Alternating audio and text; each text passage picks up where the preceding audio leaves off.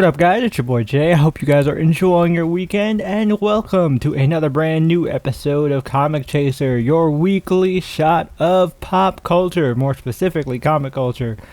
And if you're new here, this is my weekly review series where I cover all the books I read on my pull list in a countdown format from the book that not necessarily that I hated, but more that I enjoyed the least out of them all, going all the way down to what I feel like is the best book of the week in terms of my stack of comics. So we've got 7 books right here, so let's go ahead and get started. As per usual with these videos, I will be going in depth and covering a lot of the story, so spoilers ahead if you haven't read them, and if you haven't already, be sure to hit that like button and leave a comment telling me what you thought about these comics or any comics that I'm missing out on or anything you would like to hear me talk about. Tell me in the comments down below. But let's go ahead and get started with this. So, first up, number 7 in this countdown here, we have Deadpool and Wolverine, issue number 4. I believe this is written by Benjamin Percy with art by Cassara.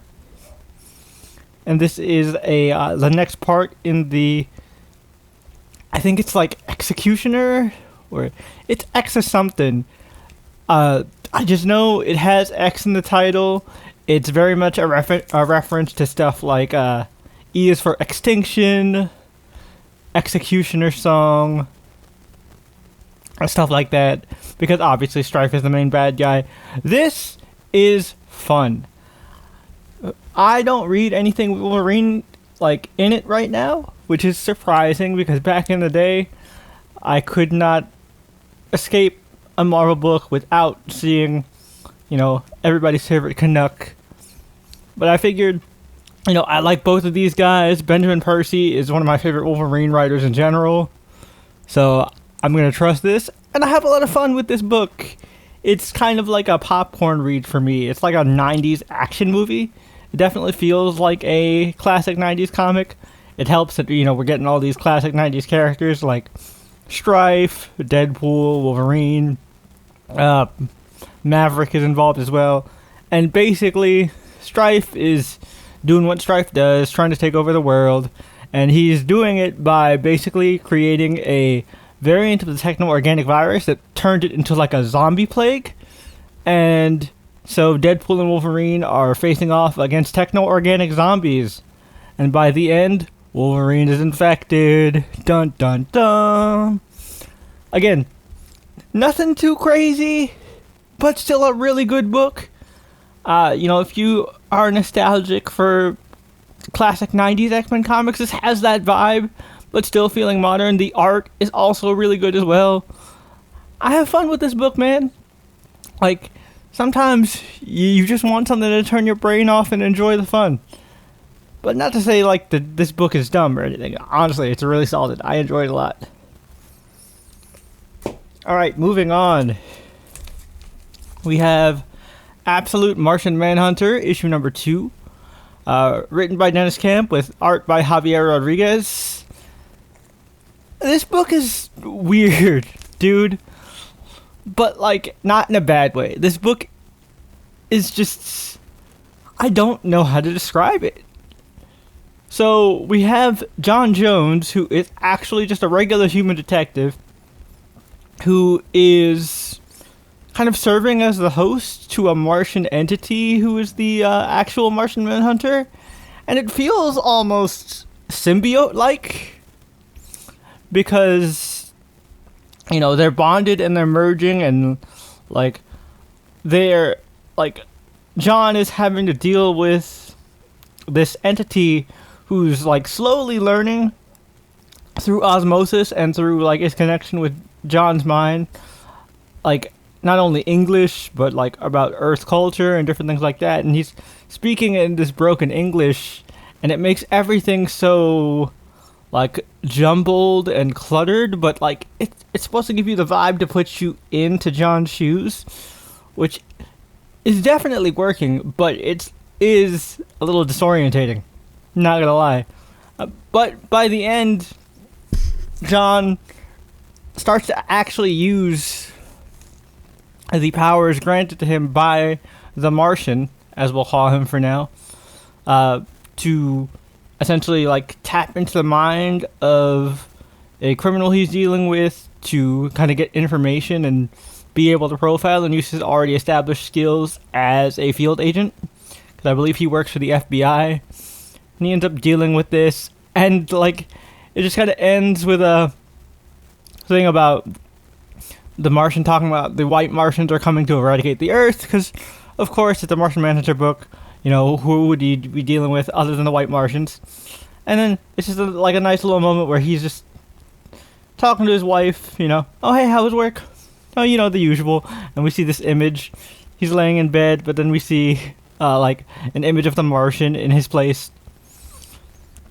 It's an interesting book, but, like I said, because you're supposed to be in the same kind of headspace as John Jones here, it's really disorienting and a little hard to follow and keep up with at points. But it's so interesting that I don't want to put it down. And the art by Rodriguez, as well as the colors, of course, absolutely beautiful. So it's a great book to look at. So I'm definitely looking forward to it. I heard recently that this got upgraded. And the wording is weird because they said it was it's going to be an ongoing, but they said it got approved for 12 issues.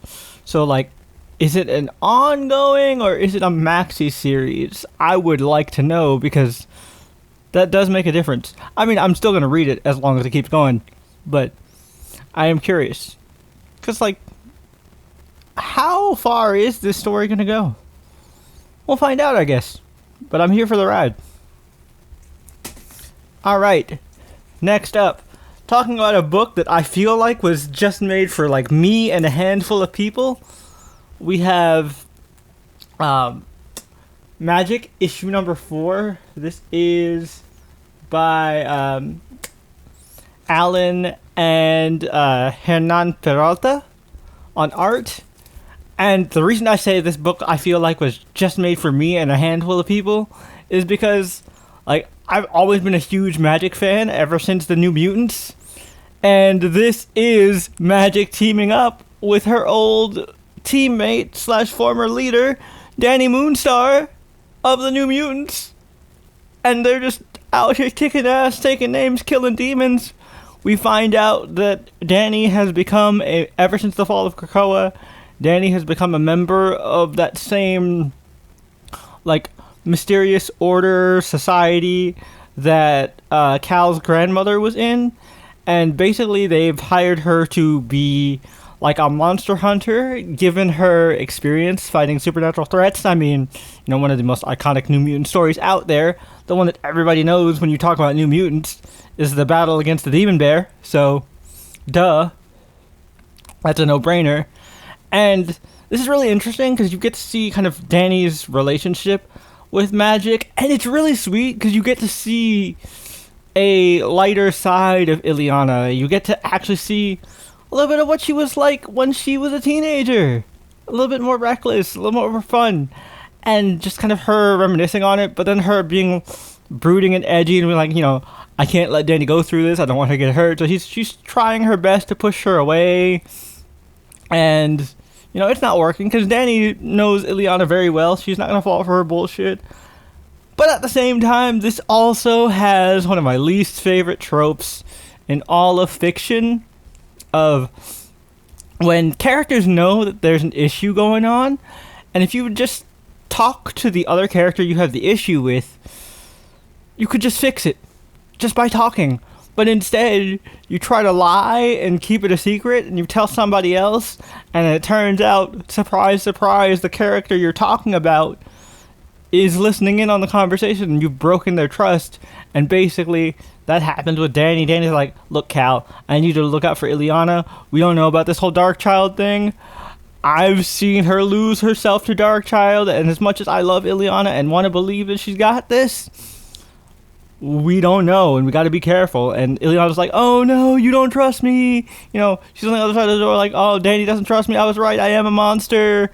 and this is going to cause Magik to backslide even more, and we're going to have to deal with this now, especially that, one more of Liminal's seals has been removed, so more of Darkchild's power is in play, and this all could have been resolved if Danny and Ileana just had this conversation, like, hey man, I think we need to be a little bit more precautious, or be a little bit more cautious about the situation. I love you, but like, Darkchild, and we can't afford to, let the Darkchild out to play. But like, I understand, without this like lack of communication, you don't have a plot, but it's still very frustrating. Overall though, still very solid book. I enjoy Magik, but I'm a big Magik fan. I've loved Magik ever since I was a little kid reading New Mutants comics. So, like, even if I am like one of 12 people reading this, I'm enjoying the hell out of it. Alright, next up, we are talking about Batman issue number 159, which is, I believe, Batman Hush 2, Chapter 2? Written by Jeff Loeb, art by Jim Lee. And you see Red Hood on the cover, you know what this is about. Because in the first issue, Batman basically had to save the Joker from one of Hush's death traps, and he's really pushing Bruce to the brink of being like, alright, you could choose to just leave him to die, or, keep that no-kill rule, intact. But you gotta be the one to keep him alive constantly. And so, like, he takes him to Leslie Tompkins. Dr. Tompkins ends up, like, stabilizing Joker, but obviously he can't take Joker to a regular hospital because Hush can just break in there. So he decides to hold up the Joker in the Batcave as he's taking care of him and making sure he's good. But naturally, this does not sit well with our boy who graces the cover here, Jason Todd. And Jason is like, what the fuck, Bruce? Why are we doing this? We could just let him die. If you don't want to let him die, I'll just kill him myself. And I'm conflicted, because on one hand, this is actually a very exciting plot point and it's really cool. But on the other, Jason, we have done this song and dance for over 10 years now. Since you've been brought back, you've literally been stuck in this same loop of character development and character regression. And as much as I enjoy his character, I'm kinda sick of this bullshit. So that annoyed the hell out of me. And another thing, right? This takes place in the main Batman series, which, the previous run was done by Chip Zdarsky. In the last arc of this run, right before Hush 2 started, the Riddler was involved. And the Riddler, was kind of involved in, hacking into the city, brainwashing Jim Gordon into killing the mayor, a bunch of other crazy shit. We see the Riddler in this, right? Cool. Understandable. The Riddler was, if you've read the original Hush story, the Riddler was pretty much the guy behind the strings, the real mastermind, and I feel like personally, I've always been of the opinion that they retconned, added in Tommy Elliott at the last second because everybody guessed it was the Riddler. Kind of like what happened with Daredevil. My bad. I know. I laughed and sneezed at the same time, so I didn't know what was gonna happen. Kind of like what happened with Daredevil in New Avengers, when everybody was like, "Oh yeah, Ronan is definitely Daredevil," and it's like, "Nope, actually it's Echo," even though that is not Echo's body type. But whatever. Anyway, Riddler's involved in this, and Riddler looks completely different. He's bulked up and has a question mark tattoo on his face.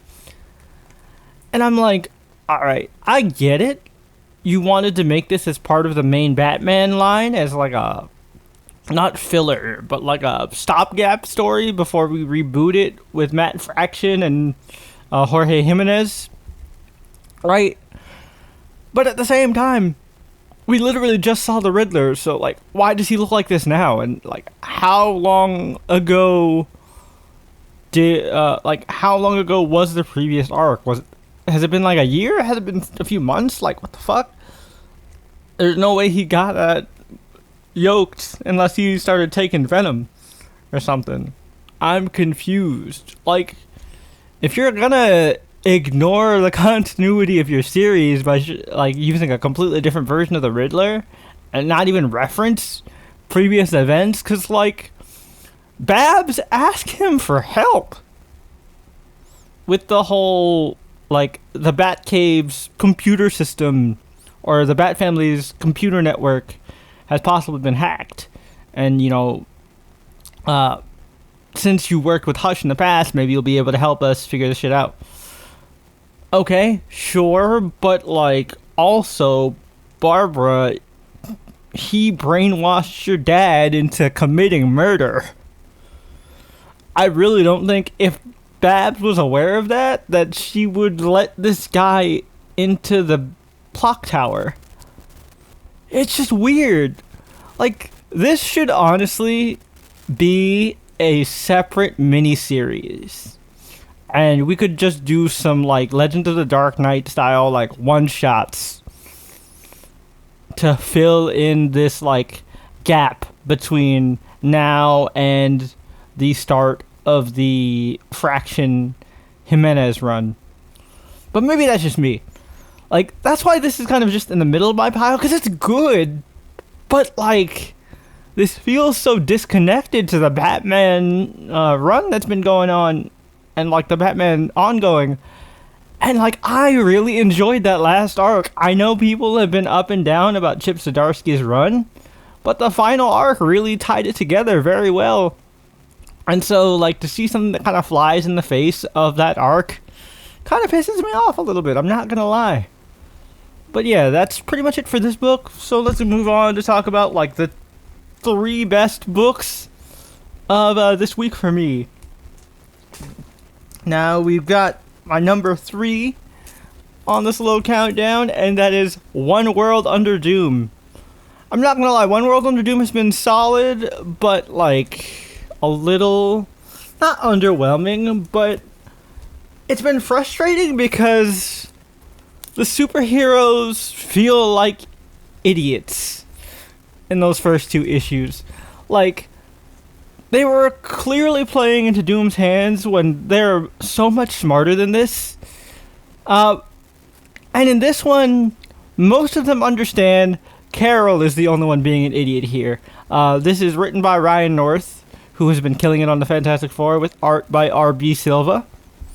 Which, I know I've been complaining about Silva's art for One World Under Doom, but this is the best it's looked so far, the most consistent. So, very solid. And in this, right, we saw at the end of last issue that the Avengers have decided to team up with the Masters of Evil to try and take down Doctor Doom. And essentially, they bust into Latveria, and they basically use various mechanisms to get into the mind of the world leaders to see, it's like, alright, what, did he brainwash them? Did he use mind control? Nope. Did he like cast a spell or something on them? Nope. What happened is that Doom used his powers of being a Sorcerer Supreme to basically be in several places at once, and because he was able to operate at full capacity and be basically everywhere all at once using his Sorcerer Supreme magic, he was able to do all this work, build all those hospitals, all this infrastructure with free education, free healthcare, work that would take several decades. He did it in one night because he's just him, because he's Doctor Doom. No shit. And so, because he provided a better situation for the world leaders were like, you know what? You actually put your money where your mouth is. Alright, yeah, we'll side with you, we'll work with you. And everybody's like, all the other heroes are like, oh shit. I guess we were wrong here. Oops. Egg on our face. Carol is like, no, I'm not gonna believe it, blah, blah, blah, blah, blah. Carol, you're just being dumb. You're being ignorant. Doom was right here, but we have now seen the flaw of Doom's plan, and it's kind of been hinted at all throughout the different things that Doom has been involved in throughout the Marvel Universe. So, like, if you've been seeing all the stuff where Doom has been appearing in, like, for example, like 8 Deaths of Spider-Man and other things like that, which I personally haven't read, but I've been keeping up with what was happening, Doom has been neglecting his duties as Sorcerer Supreme. The actual, like, job of a Sorcerer Supreme. The stuff that Strange does on a regular basis. Like, dealing with the children of Sidorak. Instead, he sends Spider-Man. He basically has been delegating. And because of this, because he's been so tunnel-visioned with just fixing the world and making the world a better place under the control of Doom, he has been neglecting his duties as the Sorcerer Supreme. And we all know, if you're familiar with Doctor Strange, the biggest duty of the Sorcerer Supreme is to protect the Earth from outside interdimensional threats. More specifically, the Dread Dormammu, maintaining the barriers that keeps Earth from being invaded from forces in the Dark Dimension. Now, obviously, when Strange was Sorcerer Supreme, and then when Clea took over for a little bit, obviously because Clea is from the Dark Dimension herself, they maintained all those barriers. However, since Doctor Doom has been so solely focused on the Earth, those barriers have fallen to ruin. And now Dormammu is coming to kick the door down. Now, this is going to lead to an awesome fight between Doom and Dormammu.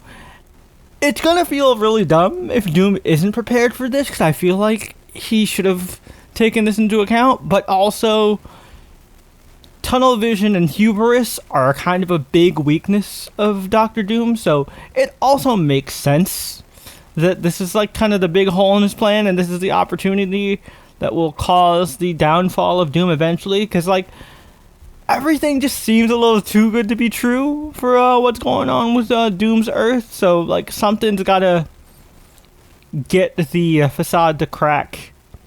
Right? So, this could be it. You know? Big-ass demon, like, kicking your shit in and almost destroying the planet. Could definitely right the world back to the way it was. So, we'll have to see how it goes. I still can't believe this is a 9-issue event, because, like, we're only on issue 3 and so much shit has happened. So, like, how much more is going to have to go down? Not that I'm complaining, because I am enjoying the ride, but still, it's a little wild how packed everything is. Just, and I guess that's kudos to Ryan North on his part for just being able to pack so much stuff into every issue. But yeah, that's One World Under Doom. That, like, final reveal, I was like, oh, this is where Doom fucked up. I was like, okay, yeah, this is fucking great. Alright, next up, we are talking about a book that I've been looking forward to ever since I heard it was announced. Predator versus Spider-Man. Fuck yeah, baby! Benjamin Percy, with art by Marcelo Ferreira. Whoo, boy! Man, oh man, oh man. This was everything I wanted and more. This was so fucking good and classic, man. Who knew? A Marvel book that actually let Spider-Man be Spider-Man, and, you know, we actually get to see Mary Jane with Spider-Man. It sells copies? Who would have thought? Marvel? Who would have guessed? But we're not going there. This is basically just everything you would expect from a Predator story. There's a heat wave going on in New York, so everybody's all just on edge. Crime has been spiking. You know, people have been struggling. And all these just murders have been happening. And it's like, it just feels like there's a serial killer on the loose. But every time a victim has popped up, they've been missing a piece. Different piece. Almost like they were collecting trophies after they were skinned. So we know the Predator is out there. And We have not like gotten to see the Predator face to face, so to speak, but we do get to see another Predator on the prowl that Spider-Man is very familiar with, also looking for him, and that's exactly what I wanted in this story. I was like, yo, if Kraven the Hunter does not get a chance to fight the Predator, I'm going to be very upset. And that was the big end reveal of Kraven is also hunting the Predators. Are we going to get Spider-Man and Kraven teaming up to fight the Predator? That is the coolest shit I've ever heard. Yes, this is basic. Yes, this is pretty much everything you would have expected from a Spider-Man Predator story. Even though, like, it feels a little weird that it's more in an urban environment. But I guess Predator 2 was in an urban environment. So, I guess it's not too crazy. But I guess it's less weird than having Spider-Man go to space. I've never been comfortable in, like, big cosmic stories where they send Spider-Man to space. Because Spider-Man is a friendly neighborhood Spider-Man. If anything, you know, having Predator hunt Spider-Man in the concrete jungle makes a lot more sense. The art's phenomenal. Just the kills that the Predator does, very well done, and it's not in a stupid fucking poly bag. I'm still upset with this whole red band concept. And it's great. I enjoyed the fuck out of this. This was awesome. I cannot wait for more. Personally, I really enjoyed Predator vs. Wolverine, and I did not enjoy Predator vs. Black Panther. That was kind of mid, in my opinion. But this feels perfect, almost.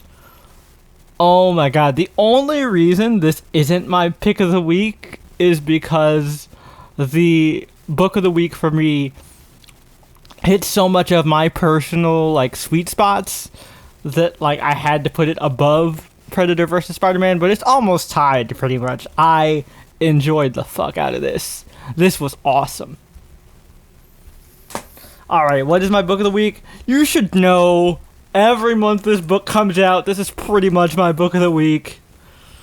Absolute Wonder Woman, issue number 7. This is written by Kelly Thompson, with art by, I always forget.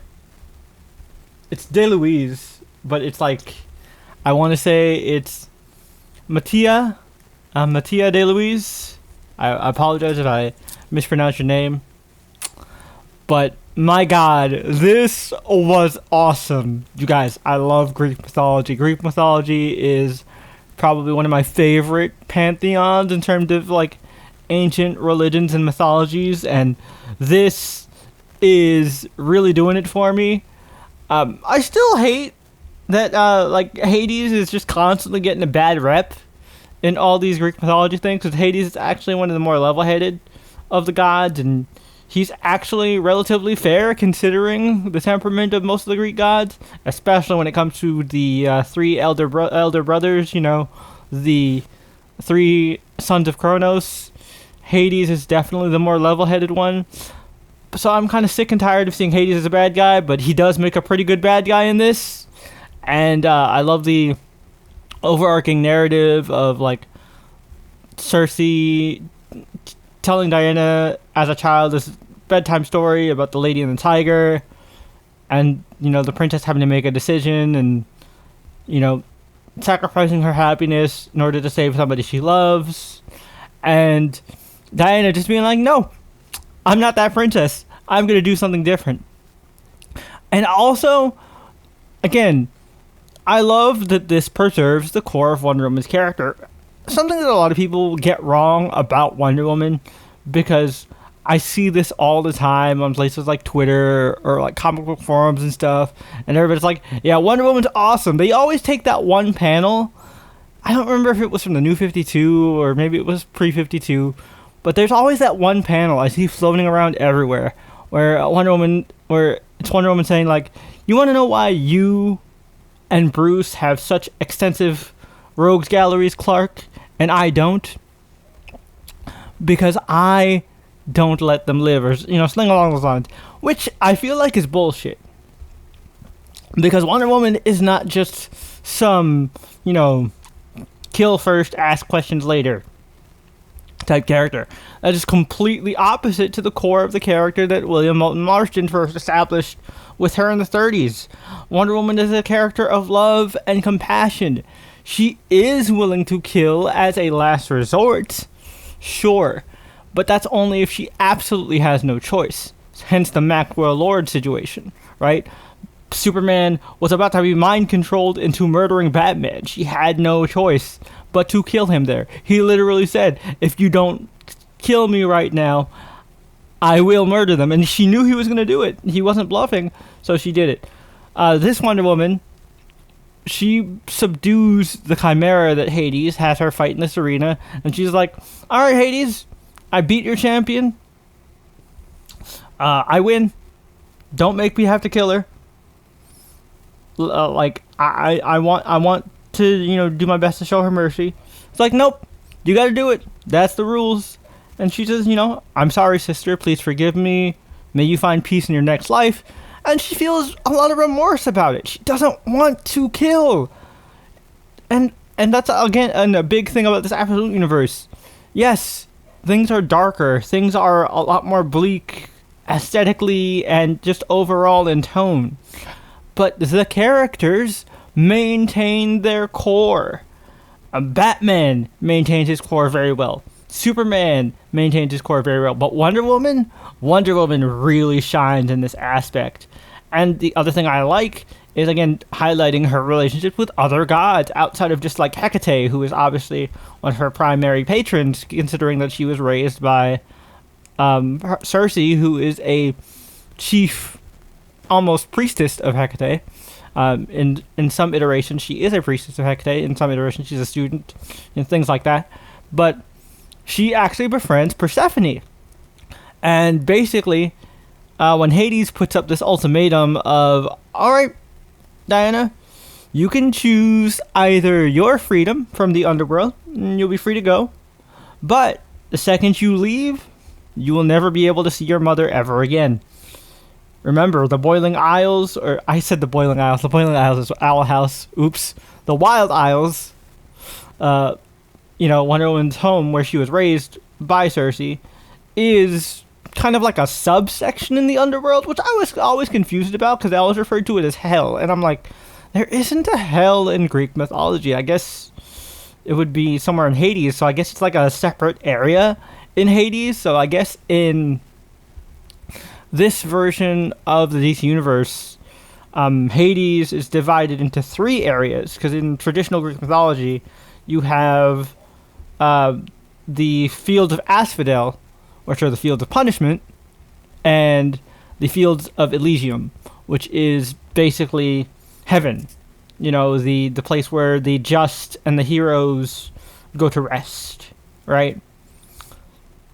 So, in this version, I guess it's the Wild Isles, Fields of Asphodel, and the Fields of Elysium. And yeah, I'm going to nerd out about Greek mythology, because like I said, I love Greek mythology. This is my shit. I could go on and on about this. But they find a loophole, because it turns out, as a child, Wonder Woman was given a pomegranate seed by Persephone. And if you guys are unfamiliar with the pomegranate seeds of the underworld, or the origin of the seasons in, according to Greek mythology, Persephone, who is the goddess of spring and daughter of Demeter, was kidnapped. Although I don't like this narrative. Personally, I feel like that she fell in love with Hades, was rebelling against her mother, and in an act of defiance and rebellion, it's like, well, you can't take me now, Mom. I'm stuck here.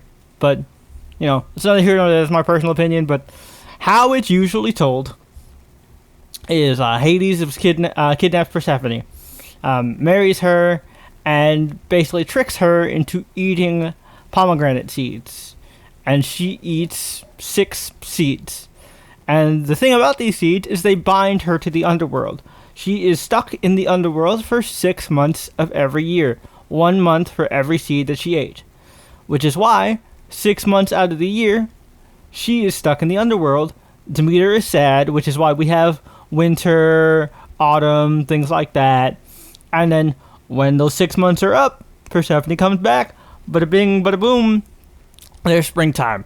Anyway, Diana ate one of those pomegranate seeds, which means, by Hades' own law, she gets to visit her mother once a month every year. So no matter what, she will at least still get to see her mother and be able to spend time with her once a month every year. So they found a way around it, and I love that shit. That was clever. Nice use of Greek mythology, nice use of the connection with the gods. Her teaming up with Persephone was really good. You know, the whole speech about, you know, her fighting for lost daughters everywhere. Very sweet. Absolutely loved it. This was a banger. And the next one, the arc is titled The Maze, which means that we're going into a labyrinth, baby. I read the Percy Jackson books as a kid, and, you know, this shit is scratching that same itch, but in a more, like, mature type of way. And it's so awesome. If we are going to go to Crete, or a version of Daedalus's Labyrinth, and we're gonna, like, either fight or befriend the Minotaur of Crete. What's his name? I used to know his name. It starts with an A. Asterios! There it is. Asterios. I was like, I know his name. I'm not going to cut it out, but I know his name. Yeah, Asterios. If we end up becoming friends with Asterios, because, like, Wonder Woman is friends with a Minotaur in the regular DC universe. I don't know if it's actually Asterios or it's just a random Minotaur, but I remember in Greg Rucka's run, she had a friend who worked with her in the Themyscirian embassy that was a Minotaur. If she befriends the actual Minotaur of Crete, that would be really dope, and I want to see what kind of crazy shit is in this labyrinth, because the arc is going to be called The Maze. So, super hyped. Can't wait for this. Absolute Wonder Woman continues to be my favorite absolute book out of the bunch. Absolutely love it. Pun entirely intended. And it is my book of the week. But yeah, that pretty much wraps up this episode of Comic Chaser. 7 really great books, but let me know what you guys read in the comments down below. Don't forget to tell me anything that I might have missed out on that you think I should check out, or tell me your thoughts and feels about any of these books in the comments down below. As always, don't forget to leave this video a like to let me know you enjoyed it, and hit that notification bell so not only do you not miss out on brand new episodes of Comic Chaser every week, but you will also never miss out on an episode of what this channel is named after, the Channel Chasers Podcast, where my friends and I all discuss recent movies and TV that catch our interest. And next week coming up is a big episode. We will be recording, at least, our thoughts on the Thunderbolts movie. And also coming up this week is our episode on Daredevil Born Again. So if you're interested to hear what I thought about that show, spoilers, it was amazing. I loved it. Definitely come back and check out the episode of the podcast and everything else we have to offer here on this channel. But until next time, this has been Jay, and I hope you have enjoyed this quick shot of comic culture. And I hopefully have provided a good enough chaser for you guys. Until next time, I'll catch you later. Peace.